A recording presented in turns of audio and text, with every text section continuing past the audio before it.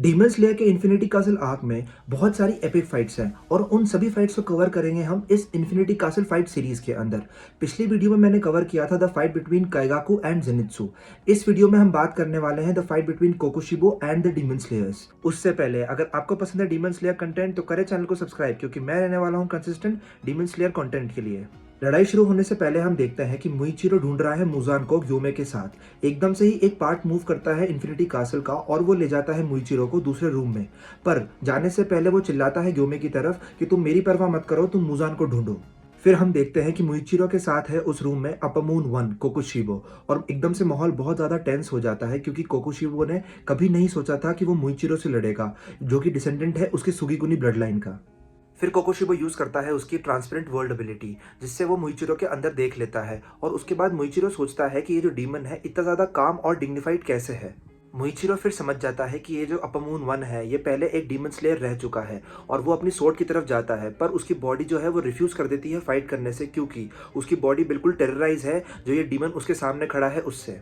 फिर कोकोशिबो इन्फॉर्म करता है मुइचिरो को कि तुम डिसेंडेंट हो उस फैमिली के जिसे मैं बहुत पहले पीछे छोड़ आया था। ये सुनने के बाद मुइचिरो शॉक हो जाता है बिल्कुल ही, पर वो अपने थॉट्स को एस्ट्रे नहीं जाने देता और अपने आप को काम करता है वो। फिर उसके बाद वो अटैक करता है कोकोशिबो पे और यूज करता है अपनी मिस ब्रीदिंग की सेकंड फॉर्म, पर वो छू भी नहीं पाता कोकोशिबो को। फिर कोकोशिबो तारीफ करता है मुइचिरो की टेक्निक की, जो उसने इतनी ज्यादा रिफाइन कर ली है, वो भी सिर्फ 14 साल की उम्र में, और इस सब का क्रेडिट वो देता है उसकी सुगीकुनी ब्लड लाइन को, जिसका डिसेंडेंट है मुइचिरो। ये सब सुनने के बाद गुस्सा आ जाता है मुइचिरो को और वो बोलता है 100 सालों के बाद तुम्हारे खून की एक भी बूंद नहीं है मेरे खून के अंदर, और वो इन्वोक कर लेता है अपना डीमन स्लेयर मार्क। और फिर वो यूज करता है मिस ब्रीदिंग की 7th फॉर्म और खो जाता है हेज के अंदर।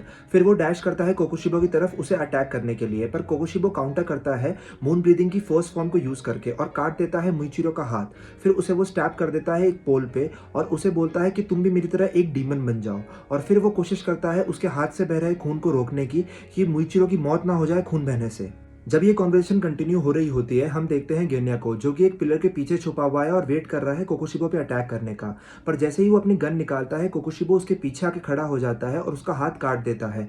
जैसे ही वो अपना दूसरा हाथ अपनी सोर्ड तक ले जाता है, ये सब देख के मुइचिरो सोचता है कि उसे यहाँ से निकलना होगा जल्दी ही, कि वो गेन्या को बचा सके। पर फिर हम देखते हैं कि कोकोशिबो ने गेन्या का दूसरा हाथ भी काट दिया है, और फिर जैसे ही गेन्या जमीन पर गिरने वाला होता है, वो उसके स्टमक भी काट देता है और गेन्या के बॉडी के 2 हिस्से हो जाते हैं। मुइचिरो नहीं निकाल पाता अपने आप को उस सोर्ड से, और फिर हम देखते हैं कोकोशिबो रियलाइज करता है कि गेन्या अभी तक भी मरा नहीं है। फिर कोकोशिबो बताता है कि 300 साल पहले वो भी एक डीमन ईटिंग स्लेयर से लड़ा था, पर वो मर गया था जब उसका पेट उसने काटा था। तो शायद तुम्हारे केस में तुम्हारा हेड है। और जैसे ही वो गेन्या का हेड काटने के लिए बढ़ता है, वहीं आके उसे बचा लेता है उसका बड़ा भाई सानेमी, यूज करके विंड ब्रीदिंग की 4th फॉर्म। सानेमी बोलता है गेन्या को कि तुम बहुत ज़्यादा पैथेटिक हो, पर मैं तुमसे बहुत ज़्यादा प्यार करता हूँ, वरना तुम्हें क्यों लगता था कि मैंने हमारी माँ को क्यों मारा था, तुम्हें प्रोटेक्ट करने के लिए। ये सब सुनने के बाद गेन्या को याद आता है वो टाइम जब तांजिरो ने उसे कहा था कि तुम्हारा भाई तुमसे बहुत ज़्यादा प्यार करता है। फिर उसके बाद गेन्या माफ़ी मांगता है सानेमी से, और सानेमी बोलता है कोकोशिबो को कि तुम्हारी हिम्मत कैसे हुई मेरे छोटे भाई को हमला करने की, अब यू आर डेड। सानेमी फिर अटैक कर देता है कोकोशिबो पे, और फाइनली कोकोशिबो अपनी सोर्ड्स निकाल लेता है। उसके बाद सानेमी और कोकोशिबो की जब सोर्ड टकराती है, सानेमी कमेंट करता है कि जो तुम्हारी सोर्ड है वो बहुत ज्यादा डिस्गस्टिंग है। उसके बाद कोकोशिबो यूज करता है उसकी मून ब्रीदिंग की 5th फॉर्म, जिसे काउंटर करता है सानेमी उसकी विंड ब्रीदिंग की 3rd फॉर्म यूज करके।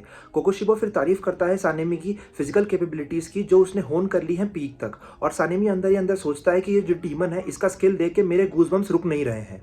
सानेमी कॉन्टेम्पलेट करता है कि कोकोशिबो जो स्लैशेस प्रोड्यूस कर रहा है उसके अंदर छोटे छोटे बहुत सारे स्लैशेस हैं, जो कि लेंथ और साइज में रेगुलरली चेंज हो रहे हैं। इसी वजह से उन्हें काउंटर करना बहुत ज़्यादा मुश्किल होता जा रहा है उसके लिए, और वो शॉक हो जाता है कोकोशिबो की बढ़ती हुई स्ट्रेंथ देख के। पर ये जो बढ़ती हुई स्ट्रेंथ है ये उसके अंदर के किलर इंस्टिंक्ट्स को जगा देती है। फिर वो बोलता है कि मज़ा उसी में है किसी स्ट्रॉन्ग डीमन को मारने के लिए। फिर वो डैश फॉरवर्ड करता है अपनी विंड ब्रीदिंग की 2nd फॉर्म यूज करके, जो कि फोर्स कर देता है कोकोशिबो को उस अटैक को रोकने को अपनी सोर्ड से। और एक बार फिर सानेमी और कोकोशिबो की जो सोर्ड्स हैं वो एक लॉक में आ जाती हैं, पर इस बार सानेमी एक अटैक स्नीक कर देता है गेन्या की सोर्ड से, जो कि उसने पैर से पकड़ी होती है, जिसे कोकोशिबो बहुत पास से डॉच कर जाता है। फिर थोड़ी देर तक जैसे ही फाइट कंटिन्यू रहती है, कोकोशिबो अंदर ही अंदर सोचता है कि बहुत दिनों बाद कोई मेरी टेक्निक के सामने इतनी देर तक टिक पाया है, और ये कितनी नॉस्टैल्जिक फीलिंग है और कितनी अपलिफ्टिंग भी। फिर वो एकदम से यूज करता है मून ब्रीदिंग की 6th फॉर्म, जो सानेमी को हर जगह से काट देती है, और वो फिर बोलता है कि तुम बहुत अच्छा लड़े मेरे सामने और बहुत देर तक, पर अगर अब तुम हिले तो तुम्हारे जो ऑर्गन्स हैं वो स्पिल आउट कर जाएंगे बॉडी के बाहर। ऐसा बोलते बोलते ही उसकी पल्स इंक्रीज हो जाती है और उसे समझ नहीं आता क्या हो रहा है। फिर एकदम से सानेमी उस पर अटैक कर देता है और उसे बताता है कि जो मेरा ब्लड है वो बहुत ज़्यादा रेयर है, डीमंस उसे रजिस्ट नहीं कर पाते और इस वक्त तुम जो हंगर की वजह से एकदम इंसेन होते जा रहे हो। सानेमी फिर सोचता है अपने पास्ट के बारे में कि कैसे उसे पता चला था कि जो उसका ब्लड है वो स्पेशल है डीमन के लिए, और कैसे उसने अपने न्यूमरस दोस्तों को मरते हुए देखा है एक के बाद एक, और कैसे उसने राइज किया था हाशिरा की रैंक पे। और एकदम से वो अनलीश कर देता है विंड ब्रीदिंग की 6th फॉर्म, जिसे अवॉइड कर जाता है कोकोशिबो। पर कोकोशिबो फिर सोचता है कि क्या कमाल की रेजिलियंस है सानेमी की, कि वो इतना इंजर्ड होने के बाद भी इतना अच्छा मूव कर पा रहा है। और उसके बाद वो सोचता है कि सानेमी ने खुद ने ही अपना जो ब्लड है वो बहने से रोक लिया है और वो कंटिन्यूसली अपनी मसल्स को फ्लेक्स कर रहा है, जिसकी वजह से उसके जो ऑर्गन्स हैं उसकी बॉडी से बाहर ना बह जाएं। और ये सब देख के कोकोशिबो चौंक जाता है कि ये किसी नॉर्मल इंसान की बस की बात होनी ही नहीं चाहिए। सानेमी फिर बहुत सारे कंटिन्यूसली अटैक्स करता है कोकोशिबो पे। इतने सारे अटैक्स के बीच में से कोकोशिबो एक ओपनिंग स्पॉट कर लेता है और वो किक कर देता है सानेमी की सोट को ज़मीन पे, और वो प्रोसीड करता है सानेमी का हेड कट ऑफ करने को। इसके बीच में सानेमी को याद आता है उसकी पहली हाशिरा मीटिंग, जिसके अंदर उसने कागया की इंसल्ट की थी, जो कि उसे अपने बच्चे से भी बढ़कर मानता था। अब वो चाहता है कि कागया के सैक्रिफाइस के बाद वो कम से कम एक मून का सर दे उसे। इसके बाद वो अपनी एक पिस्टल निकाल लेता है गेनिया की, जो उसने छुपा के रखी होती है, और फ्लैश सीड्स शूट कर देता है कोकोशिबो पे, जिसे वो बेयरली डॉज कर पाता है अपनी सोर्ड से। सानेमी दूरी बनाता है कोकोशिबो से और कोकोशिबो इतने में ही अनलीज कर देता है अपनी मून ब्रीदिंग की 3rd फॉर्म। इतने में ही वो देखता है कि उसके पीछे की दीवार गिर जाती है और एक नया हाशिरा अपने आप को रिवील करता है। जी हाँ, ग्योमे द स्ट्रॉन्गेस्ट हाशिरा आ गया है कोकोशिबो से लड़ने के लिए। वो आके खड़ा हो जाता है सानेमी और कोकोशिबो के बीच में और बोलता है सानेमी को कि तुम अपनी वुंड स्टिचअप कर लो, तब तक इसे मैं अकेला ही देखता हूँ। और सानेमी उसे अपोलोजाइज करता है उसकी वीकनेस के लिए। ग्योमे शुरू कर देता है अपने कुसारीगामा को तेजी से घुमाना, और जैसे ही कोकोशिबो उसके अंदर देखता है वो हैरान रह जाता है कि वो एक ऐसे हाशिरा से लड़ने वाला है 300 साल बाद, जो कि इतना ज़्यादा स्ट्रॉन्ग है। फिर हम देखते हैं कि ग्योमे और तेजी से घुमाना चालू कर देता है उसके कुसारीगामा को, और जो रूम की एयर है वो उसकी तरफ खींचना चालू कर देती है। उसके बाद वो अटैक कर देता है कोकोशिबो पे उसकी आयरन बॉल से, और जैसे ही आयरन बॉल से बचता है कोकोशिबो, वो अपने कुसारीगामा का एक्स यूज़ करता है और इससे हैरान रह जाता है कोकोशिबो। पर जैसे ही वो एक्स से भी बच जाता है, वो स्टेप कर देता है अपनी चेन पे और यूज करता है अपनी रॉक ब्रीदिंग की 2nd फॉर्म, जिससे कोकोशिबो मजबूर हो जाता है 2-3 स्टेप पीछे लेने को। और जैसे ही वो लैंड करने वाला होता है, वो अपनी चेन से बांध देता है कोकोशिबो को, जिससे कोकोशिबो ब्रेक नहीं कर पाता है, क्योंकि ये चेन बनी है highest quality of scarlet crimson iron से। पर इनसे भी स्लिप पास कर जाता है कोकोशिबो और वो क्लोज इन करता है ग्योमे पे, क्योंकि उसे लगता है जो ग्योमे का वेपन है वो क्लोज इन अटैक्स के लिए बिल्कुल भी काम का नहीं है। पर जैसे ही स्लैश करता है कोकोशिबो ग्योमे को, ग्योमे उसका अटैक अवॉइड कर देता है ऊपर कूद के, और वो फिर उसकी चेन्स को यूज करके उसकी सोर्ड को तोड़ देता है। पर क्योंकि हमें पता है जिसको सोर्ड है कोकोशिबो की बॉडी का हिस्सा ही है, इसलिए वो भी दोबारा रीजनरेट कर जाती है, और इस अटैक के अंदर ग्योमे का फेस भी कट जाता है। और कोई चारा नहीं दिखते हुए ग्योमे रिवील कर देता है अपना फाइनल वेपन। जी हाँ, उसके डीमन स्लेयर मार्क, जो कि उसने अपने हाथ पे एक्वायर किए होते हैं। फिर हम देखते हैं कि मुइचिरो फ्री कर लेता है अपने आप को उस सोर्ड से, पर अब उसे पता है कि वो ज़्यादा देर जिंदा नहीं रह पाएगा, क्योंकि उसका बहुत सारा ब्लड लॉस हो चुका है। फिर वो जाता है नीचे पड़े गेनिया के पास, और गेनिया उसे बोलता है कि क्या तुम मेरी दोनों हिस्सों को जोड़ने में मेरी मदद करोगे।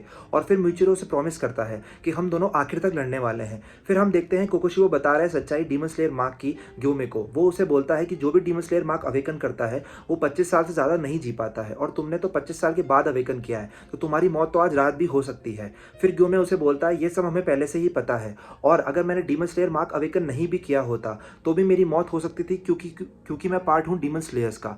उसके बाद वो कोकोशिबो को बोलता है कि मेरे लिए ज्यादा दिन जिंदा रहना जरूरी नहीं है, मेरे लिए जरूरी है कि तुम जैसे मॉन्स्टर्स को मारना, और उसके लिए भले ही मुझे अपनी खुद की जान क्यों ना देनी पड़े। ये सब सुनने के बाद कोकोशिबो बहुत ही चालाकी से हिंट करता है कि अगर तुम डीमन बन जाते हो ग्योमे, तो तुम इन सब चीजों को प्रोटेक्ट कर सकते हो। ये सब सुनने के बाद ग्योमे और भी ज्यादा एंगर हो जाता है, पर वो फिर बोलता है कि एक ऐसा आदमी भी था जो 25 साल के बाद भी बहुत सालों तक जिया डीमन स्लेयर मार्क अवेकन करने के बाद। और ये इस आदमी की बात आते ही कोकोशिबो ट्रेम्बल करने लग जाता है फियर में, और वो अटैक कर देता है ग्योमे पे। उसके बाद हम देखते हैं कि सानेमी अपनी वुंड स्टिचअप कर लिया है और उसने भी अवेकन कर लिया है डीमन स्लेयर मार्क को। फिर वो भी साथ देने चला जाता है ग्योमे का कोकोशिबो के अगेंस्ट, और जैसे ही वो जाता है कोकोशिबो को उसका मार्क दिखता है। कोकोशिबो को यकीन हो जाता है कि टाओ एरा के जितने भी हाशिराज हैं वो सबके सब मार्क्ड है। और ग्योमे और सानेमी की कंबाइंड असॉल्ट की वजह से कोकोशिबो मजबूर हो जाता है 2-3 स्टेप पीछे लेने में। फाइट कंटिन्यू रहती है और इसमें हम यहाँ देखते हैं कि गेन्या की बॉडी को अटैच कर देता है म्यूइचिरो और फिर उसे वो देता है खाने के लिए कोकोशिबो के हेयर, जिसकी वजह से उसकी बॉडी रीजनरेट करने लग जाती है। पर इस वजह से क्या होता है, जो मूजान के मैसेजेस होते हैं कोकोशिबो को, वो उनकी आवाज़ सुन सकता है। फिर हम देखते हैं कि लड़ाई में कोकोशिबो लड़ रहा है अभी सानेमी और ग्योमे से और उसे समझ में आता है कि ये दोनों सबसे स्ट्रॉन्गेस्ट हाशिरा हैं बाकी सब हाशिराओं से और वो ज़्यादा इंप्रेस्ड है ग्योमे से, क्योंकि वो ब्लाइंड होने के बाद भी उसकी जो फिजिकल बॉडी है वो बिल्कुल पीक पे है और वो बाकी सेंसेस से मोशन को भाप के बिल्कुल ऑन पार लड़ सकता है बाकी सब डीमन स्लेयर्स से। फिर हम देखते हैं कि कोकोशिबो चाहता है कि वो सानेमी की सोर्ड को ब्रेक कर दे और उसे अटैक करता है, पर क्योंकि अब सानेमी ने अवेकन कर लिया है डीमन स्लेयर मार्क, वो पिन कर देता है कोकोशिबो की सोर्ड को और फिर वो स्लैश करता है कोकोशिबो को और उसके बाल के काटने में वो कामयाब हो जाता है। उसके बाद अटैक को ज्वाइन इन करता है ग्योमे और फिर ये दोनों मिलके कोकोशिबो का कान काटने में कामयाब हो जाते हैं। सानेमी और ग्योमे अपनी ब्रीदिंग फॉर्म्स को कंबाइन करते हैं और अटैक करते हैं कोकोशिबो पे, पर जैसे ही वो मुड़ते हैं उनका अटैक फिनिश करने के लिए, वो देखते हैं कि उनकी बॉडी में से ब्लड बाहर निकल रहा है। फिर उनको समझ में आता है कि जब वो अटैक कर रहे थे उनको खुद भी कट हो रहे थे। इतने में वो लोग देखते हैं कि जो उसका किमोनो है कोकोशिबो का, वो फट चुका है और उसका जो सोर्ड है, फ्लैश ईटिंग सोर्ड, उसका जो डिस्गस्टिंग डिमीनर है वो बाहर आ चुका है। इतने में ही सानेमी नोटिस करता है कि जो उसकी 2 फिंगर्स हैं वो कट के गिर चुकी हैं। पर सानेमी रिफ्यूज़ कर लेता है अपने आप को कि वो एक बर्डन नहीं बन सकता ग्योमे पे और वो अपने आप को रिजॉल्व करता है कि जब तक वो कोकोशिबो को नहीं मार देता वो पीछे नहीं हटेगा। इसके बाद हम देखते हैं कि कोकोशिबो यूज़ करता है उसकी मून ब्रीदिंग का 8th फॉर्म का एक एक्सटेंडेड वर्जन, जिसकी वजह से दोनों ही हाशिरास बहुत ज़्यादा डैमेज सफ़र करते हैं। पर इसमें हम देखते हैं कि जो मूव नहीं कर पाता है सानेमी, वो बोलता है ग्योमे को कि तुम जाओ इसे मारो, मेरी चिंता मत करो। इतने में ही जब कोकोशिबो एक फाइनल अटैक करने वाला होता है सानेमी पे, मोइचिरो आके उसे बचा लेता है। यहाँ फिर हम देखते हैं कि गेन्या छुपा हुआ है एक पिलर के पीछे और वो सोचता है अपने आप में कि क्या वो यूजफुल हो सकता है इस फाइट के अंदर। फिर उसे याद आते हैं वो वर्ड्स जो तांजीरो ने उसे कहे थे, जो वीकेस्ट पर्सन होता है उसका सबसे ज़्यादा पोटेंशियल होता है। और फिर वो क्या करता है, जो सोर्ड ब्रेक होती है ग्योमे और कोकोशिबो की लड़ाई में, वो खा लेता है। उसके बाद हम देखते हैं कि जो तीनों हाशिराज हैं वो बहुत ज़्यादा स्ट्रगल कर रहे हैं कोकोशिबो से लड़ने में, क्योंकि वो नई नई ब्रीदिंग फॉर्म्स निकाल रहा है मून ब्रीदिंग की। इसके बाद वो ट्रांसपेरेंट एबिलिटी का यूज़ करके जो कि ग्योमे के कोई भी अटैक्स को रोक लेता है आने से पहले ही। इसमें फिर ग्योमे बोलता है कि ह्यूमंस भी वो पावर एक्वायर कर सकते हैं और अपनी जो सारी पावर है वो अपनी आंखों में डालने की कोशिश करता है और वो फिर अवेकन कर लेता है ट्रांसपेरेंट वर्ल्ड एबिलिटी कोकोशिबो की तरह और वो फिर कोकोशिबो की बॉडी के अंदर झांक लेता है। फिर हम देखते हैं कि मोइचिरो सोच रहा है कि उसे जल्दी ही यूजफुल होना पड़ेगा इससे पहले कि वो ब्लड लॉस की वजह से बेहोश हो जाए। और फिर हम देखते हैं कि तीनों हाशिरा मूव फॉरवर्ड करते हैं अटैक करने को कोकोशिबो को और कोकोशिबो ने एक ही स्लैश यूज़ किया है कि वो चाहता है इन तीनों को ही मारना एक साथ। उसके बाद हम देखते हैं कि सानेमी एक हिट स्कोर कर लेता है कोकोशिबो पे और कोकोशिबो इससे पहले कि कुछ समझ पाए, मोइचिरो जो उसका अटैक पैटर्न है उसे समझ के उसे उसकी बॉडी में उसकी सोर्ड घोंप देता है और उसके बाद इस प्रोसेस में हम देखते हैं कि उसका पैर भी कट जाता है। और जैसे ही कोकोशिबो दोबारा अपनी सोर्ड उठाता है अटैक करने के लिए, हम देखते हैं एक ट्रांसफॉर्म गेन्या को, जो कि आपकी गन की मदद से शूट कर देता है फ्लैश शीट्स कोकोशिबो में। फिर हम देखते हैं कि गेन्या की गन चेंज हो रही है और वो जो फ्लैश शीट्स थे कोकोशिबो के अंदर, उसमें से रूट्स निकल जाती हैं और वो ट्रैप कर लेती हैं कोकोशिबो को। इसके बाद हम देखते हैं कि जैसे ही ग्योमे अप्रोच करता है कोकोशिबो को, उसको 400 साल बाद फियर का महसूस होता है। फिर उसे टाइम याद आता है जब वो एक बूढ़े योरोइची से लड़ा था लास्ट टाइम और उसने फाइनल स्लैश किया था योरोइची को, जिसके अंदर वो खुद भी मर सकता था। ये जो फीलिंग थी फियर की, जब दोबारा आई उसके लिए, वो बिल्कुल गुस्सा हो गया और इतने सारे स्लैशेस भेजे उसने रूम में कि वो सारे जो रूट्स थे वो जो ट्रैप कर रहे थे उसे, वो भी सारे के सारे टूट गए और जो मोइचिरो था उसमें भी उसने अटैक कर दिया। इस वजह से जो स्लैशेस गए रूम में, उस वजह से क्या होता है कि गेन्या की जो बॉडी होती है वो भी हाफ में कट हो जाती है। हम देखते हैं कि अभी भी मोइचिरो की जो सोर्ड है वो कोकोशिबो के अंदर ही है और जब जैसे ही सानेमी अटैक करने आता है कोकोशिबो को, मोइचिरो जानता है कि वो सानेमी और ग्योमे को अटैक नहीं करने दे सकता और उन्हें मरने नहीं दे सकता, तो वो जितनी भी अपनी विल है वो डालता है उस सोर्ड के अंदर और इस वजह से ही क्या होता है, कोकोशिबो के जो इनसाइड्स हैं वो बिल्कुल बर्न होने लग जाते हैं और जो उसकी रीजनरेशन की कैपेबिलिटी है वो बिल्कुल धीरे होने लग जाती है। फिर हम देखते हैं जो गेन्या है वो अपनी बिल्कुल लास्ट स्ट्रेंथ से अपनी डीमन टेक्निक को यूज़ करता है और उस वजह से जो फ्लैश सीड होती है उसमें से निकल आते हैं रूट्स और वो इमोबिलाइज कर देते हैं कोकोशिबो को। और जैसे ही ग्योमे आता है अटैक करने के लिए कोकोशिबो को, ग्योमे अपनी आयरन बॉल का यूज़ करके कोकोशिबो का सर झुका देता है और उस टाइम उसे याद आता है योरोइची और जैसे ही योरोइची उसे याद आता है, सानेमी अपना लास्ट अटैक की मदद से उसके सर को उखाड़ फेंकता है उसकी बॉडी से बाहर। फिर ग्योमे और सानेमे डिड्यूस करते हैं कि उसका सर काटने के बाद भी वो नहीं मरेगा क्योंकि उसने अपना ब्लड रोक लिया है अभी भी। तो इसलिए वो बार-बार कंटिन्यूअसली अटैक करते हैं उसको जब तक वो मर नहीं जाता। और फिर हम देखते हैं कि रीजनरेट करने के बाद एक मॉन्स्टरस हेड निकल आता है कोकोशिबो के अंदर से। फिर हम देखते हैं कि सानेमे ये रूप देख के भी रुकता नहीं है। वो बिल्कुल मिड एयर में अपनी स्वॉर्ड घुमाता है अटैक करने के लिए, जिसके रिफ्लेक्शन में कोकोशिबो अपना मॉन्स्टरस रूप देख लेता है। और फिर वो अंदर ही अंदर सोचता है कि क्या वो ये बनना चाहता था। वो फिर सोचता है योरोइची की पिटी के बारे में, जो कि उसे मॉन्स्टरस अपीयरेंस देख के उसे हुई होगी। और फिर ग्योमे अपनी आयरन बॉल का यूज़ करके कोकोशिबो की बॉडी को स्मैश कर देता है पीसेस में। फिर कोकोशिबो को याद आता है कि वो अपनी ब्लड टेक्निक का यूज़ नहीं कर पा रहा है और ऐसे ही वो योरोइची को एट लास्ट टाइम याद करता है। और ऐसे ही यहाँ पे 400 years of life of jealousy and agony comes to an and.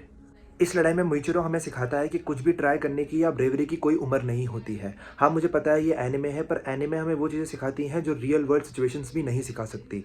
आप ये मत सोचिए कि आपकी उम्र बहुत ज़्यादा है या बहुत कम है किसी काम के लिए। इस लड़ाई में सानेमी हमें सिखाता है कि आपकी बैक स्टोरी कितनी भी हार्ड हो, मतलब आप कितने भी हार्श कंडीशन से आए हों और आपके पास कितना कुछ भी हुआ हो आपके पास्ट में, पर वो आपका फ्यूचर शेप नहीं कर सकता। फ्यूचर वो होगा जो आप डिसाइड करेंगे। इस लड़ाई में ग्योमे हमें सिखाता है कि अपने हैंडीकैप से आप कभी भी पीछे मत भागिए। उसकी आंखें नहीं थी, पर उसने बाद में अवेकन की ट्रांसपेरेंट वर्ल्ड एबिलिटी। तो होता है कि किसी का पैर नहीं होता है, पर हमने देखा है कि वो भी ओलंपिक में रेस दौड़ चुके हैं। तो इसलिए अगर कुछ भी आपके साथ गलत हुआ है तो वो आपका फ्यूचर शेप नहीं कर सकता, वो आप डिसाइड करेंगे। इस लड़ाई में हमें कोकोशिबो सिखाता है कि जेलेसी से कभी कुछ हासिल नहीं होता। अगर आप ये चीज़ सोचिए कि कोकोशिबो कभी कभी अपना घर छोड़ के नहीं जाता, तो जो उसका बच्चे और उसका परिवार के लिए वही हीरो होता, पर वो उसके लिए कभी काफ़ी नहीं था। जो उसकी जेलेसी थी योरोइची की तरफ, उसने उसको 400 साल की ज़िंदगी को शेप कर दिया। तो इसलिए आप कभी किसी से जेलस होकर कोई भी काम मत कीजिए। आप वो कीजिए जो आपको अच्छा लगता है, और आपको जो लोग हीरो मानते हैं वो अपने आप बढ़ते रहेंगे। इस लड़ाई में गेन्या जो हमें सिखाता है वो ये है कि हमारे सबके अंदर एक गेन्या है जो कि बहुत ज़्यादा वीक है, इनसिक्योर है और बहुत ज़्यादा जेलस है दूसरे लोगों से। पर हम ये किसी और से कभी एडमिट नहीं करेंगे, पर आप ये चीज़ें खुद से एडमिट कीजिए और तभी आप स्ट्रांग बन पाएंगे। आप ये चीज़ देखिए कि भले ही आपको पता है कि आपकी वीकनेस क्या है, पर आपको पता है कि आपकी वीकनेस क्या है, तो आप उस पर काम कर सकते हैं और आप खुद स्ट्रांग बन सकते हैं। काम आपको करना पड़ेगा क्योंकि गेन्या ने भी काम किया था। तो एनीमे हमें बहुत सारी चीज़ें सिखाती हैं, बस सीखने वाला दिमाग और दिल होना चाहिए। आशा करता हूँ आपको वीडियो पसंद आई होगी। चैनल को करें सब्सक्राइब और वीडियो को लाइक।